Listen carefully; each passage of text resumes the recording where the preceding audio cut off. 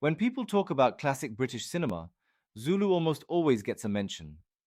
Released in 1964 and starring Stanley Baker and a young Michael Caine, the film dramatizes the 1879 Battle of Rorke's Drift, where around 150 British soldiers defended a mission station against thousands of Zulu warriors.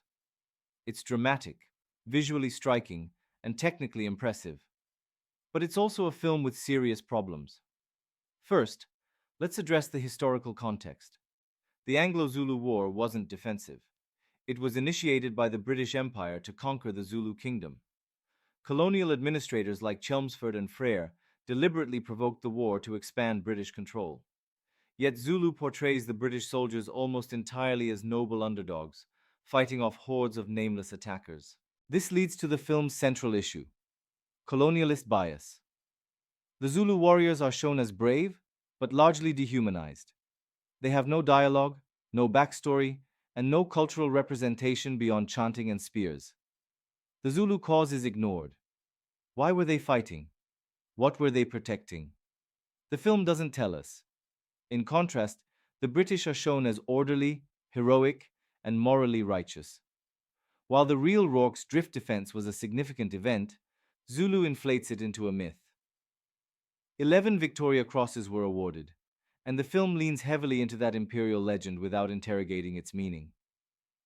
Michael Caine's portrayal of Lieutenant Bromhead is stylized. In real life, Bromhead was quiet, partially deaf, and nothing like the confident officer seen on screen. Stanley Baker as Lieutenant Chard gives a more grounded performance, but most characters are reduced to types: the officer, the stiff sergeant, the rogue private. There's little depth or nuance.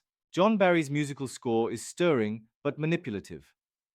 Zulu chants are used for ambience rather than authenticity, and the music often glorifies rather than questions the violence on screen.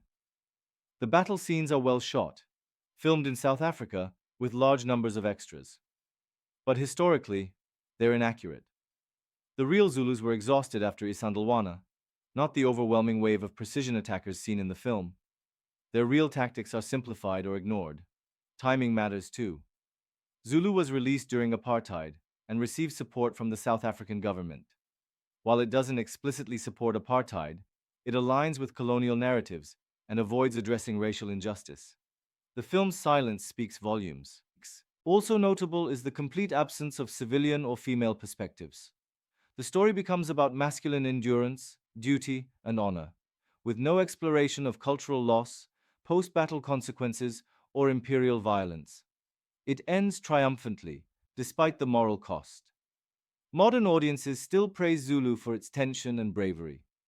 But beneath the surface, it reflects the mindset of 1960s Britain, nostalgic for empire and full of unresolved pride. The story of Rorke's Drift was real, but the version shown in Zulu is one-sided and sanitized. This doesn't mean the film shouldn't be viewed. It means it should be understood in context. For all its cinematic craft, Zulu is a product of empire, a war film that tells only one half of the story. And the half it doesn't tell? That's the part we still need to hear.